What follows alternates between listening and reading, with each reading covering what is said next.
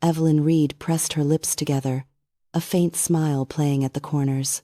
The studio lights felt hot against her 72-year-old skin, but her mind was as clear as the Ohio spring water she drank every morning. The game show host, a man named Chad, beamed across the gleaming stage. His voice boomed, amplified through the arena. Evelyn, for $10 million, the final question is, in 1953, what was the specific patent number for the two-row mechanical combine harvester manufactured by the J.I. Case Company that revolutionized grain production in the American Midwest? A hush fell over the studio audience, thick enough to cut with a butter knife. The previous questions had been just as intricate, just as specific, touching on forgotten details of American industry, culture, and obscure historical figures.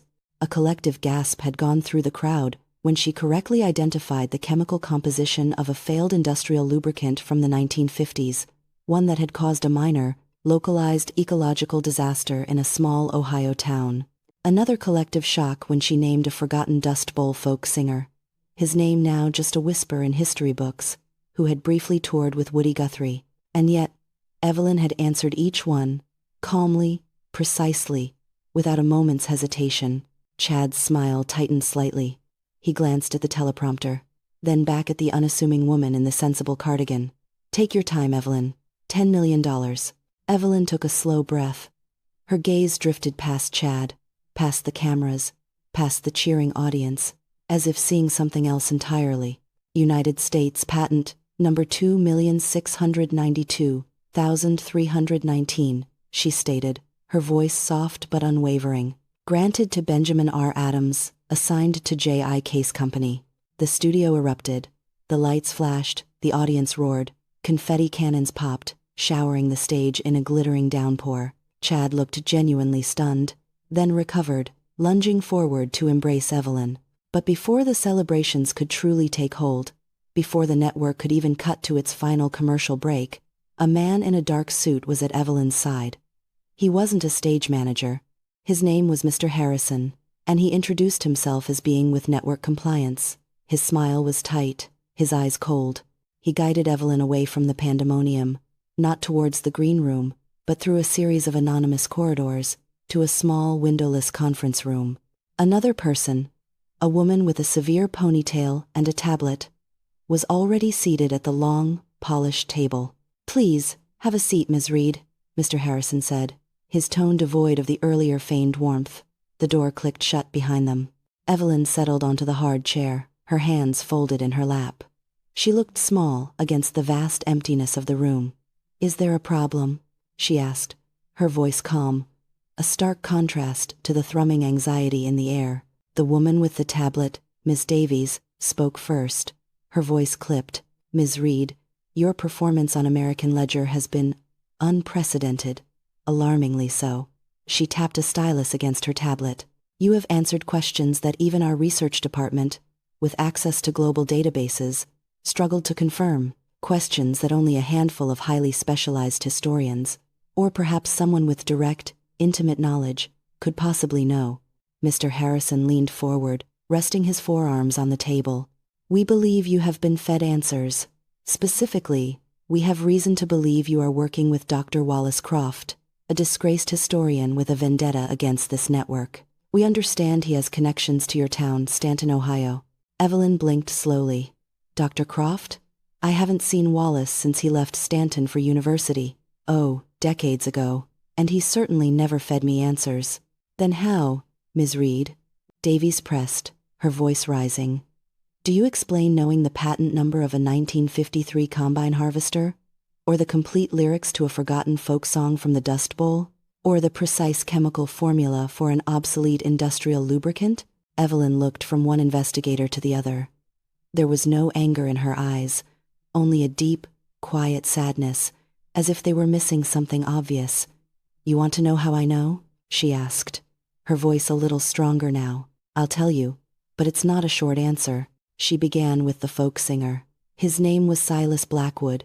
He wasn't famous nationally, not really, but he was famous in Stanton. He was my father's best friend. They'd sit on our porch in the evenings, my father playing his harmonica, Silas strumming his worn guitar. Silas would sing about the dust, and the struggle, about hope that felt like a distant star. He never left Stanton. He just kept singing. For the local dances, for church picnics, for the Union Hall. The lyrics? I heard them every summer night until I was old enough to know them by heart. They were the lullabies of my childhood, the soundtrack of our little town trying to hold on. Ms. Davies made a note on her tablet, but her expression softened almost imperceptibly. Evelyn continued, her voice gaining a gentle rhythm, like a storyteller settling into a cherished tale. The combine harvester patent. That was Thomas, my husband. He was a master mechanic, worked at the Stanton Agricultural Works for 40 years. They manufactured parts for all sorts of farm machinery. Tractors, plows, and yes, combines. Thomas loved his machines, knew every gear, every bolt. He had a small collection of old patents, framed and hung in his workshop. He used to say they were the blueprints of progress. That specific patent? For the case combine? He repaired dozens of them. The number was etched on a brass plate on the side of every model. He'd point it out to our son, little Timmy, when he'd visit the shop. "See that, son?" he'd say. "That's the soul of the machine." Timmy never cared much for mechanics, but I listened. I always listened. Mr. Harrison shifted in his seat, his gaze fixed on Evelyn. The sterile room seemed to fade, replaced by images conjured by her words. A porch swing, a workshop filled with the scent of oil and metal. And the lubricant? Evelyn went on, her voice dropping to a softer, more somber tone. That was before my time, but not before my grandmother's. It was called Stanton Lube, short for Stanton Lubricant. It was supposed to be revolutionary, produced right there in the Stanton steel mill. But it failed, catastrophically. The chemical compound broke down, caused a series of fires, made a lot of people sick. My grandmother, Elsie, worked in the mill's packing department. She lost her best friend in one of those fires. She never spoke of it loudly, but the story was whispered through generations, a cautionary tale, a dark thread in our town's fabric. We knew the names of the chemicals in Stanton Lube, the way other towns knew the names of their founding fathers. It was a scar, a shared grief, a memory that kept us vigilant.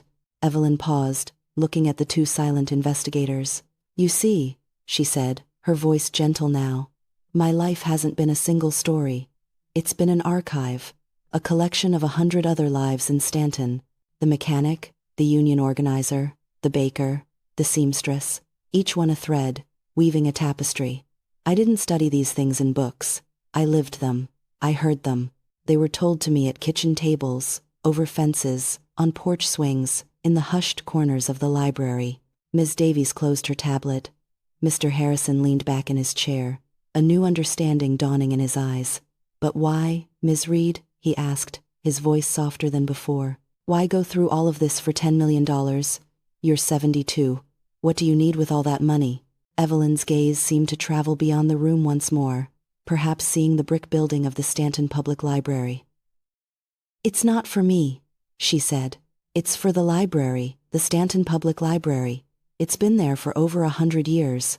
It was the heart of our town, the place where everyone's stories, not just mine, were kept safe. When the mill closed, the jobs left, the people left. The town, well, it's been shrinking, dying, some say. Now, the county wants to sell the library building, demolish it, turn the land into a parking lot for a new discount superstore." Her voice trembled slightly for the first time. "The prize money? $10 million? It's the exact amount needed to buy the building outright, to establish an endowment, to turn it into a living museum, a place where the stories of Stanton, the stories of people like Silas Blackwood and Thomas Reed and Elsie Miller, won't be forgotten. A place where future generations can learn that their history, however small it may seem to the rest of the world, is still part of the American ledger." Silence stretched, heavy with the weight of her words. Mr. Harrison and Ms. Davies exchanged a long look. The accusation of fraud had evaporated, replaced by a profound respect. "Ms. Reed," Mr. Harrison finally said, pushing away from the table, "let's get you back to the stage." Evelyn walked back into the blinding lights of the studio, the sound of the audience cheering still ringing in her ears. Though this time, it was different. This time, she felt a quiet strength, knowing she wasn't alone. Millions of people watched. now knowing a little piece of Stanton's heart. Chad, the host, stood waiting, his expression no longer just professional, but touched with something akin to awe. He held a sealed envelope. "Evelyn," he announced, his voice hushed, "for the $10 million grand prize, and to rewrite the American ledger, your final question. What was the real, uncredited contribution of local millworker Agnes Petrova to the development of the Liberty ship's prefabricated hull design during World War II, a design later attributed solely to male engineers at the Philadelphia Naval Shipyard?" The question hung in the air, impossibly specific, impossibly obscure to anyone outside a select few historians. But Evelyn smiled. This was not a question from a textbook. This was a story. A Stanton story. A story she had heard, not from history books, but from her Aunt Mabel, who had worked alongside Agnes at the mill, listening to her quiet brilliance, her frustration, her forgotten genius. Agnes Petrova, the woman whose sharp mind had helped win a war, but whose name was erased from the official record. Evelyn took a deep breath. The taste of dust and metal, the scent of fresh baked bread from the old Stanton bakery, the sound of laughter and whispered secrets, all flooding her senses. She didn't just know the answer. She felt it, in her bones, in the collective memory of a town that refused to be forgotten. Agnes Petrova, Evelyn began, her voice clear and resonant, was the true innovator of the interlocking plate system for the Liberty ship hulls. She discovered it accidentally, observing the way the large metal sheets were stacked and nested in the mill's storage yard, realizing they could be pre-cut, and then fitted together without extensive on-site welding, vastly speeding up construction. Her idea was initially dismissed because she was a woman and a Polish immigrant, but secretly adopted after proving its efficiency. She never received credit, but the women on her shift, my Aunt Mabel among them, knew the truth. A silence, even deeper than before, enveloped the studio. Then, the host slowly, reverently, opened the envelope. His eyes widened. He looked at Evelyn, then back at the card. A single tear tracked a path down his cheek. "That is correct, Evelyn," Chad whispered, his voice thick with emotion. "That is absolutely correct." The audience rose, not just in applause, but in a standing ovation that shook the very foundations of the studio.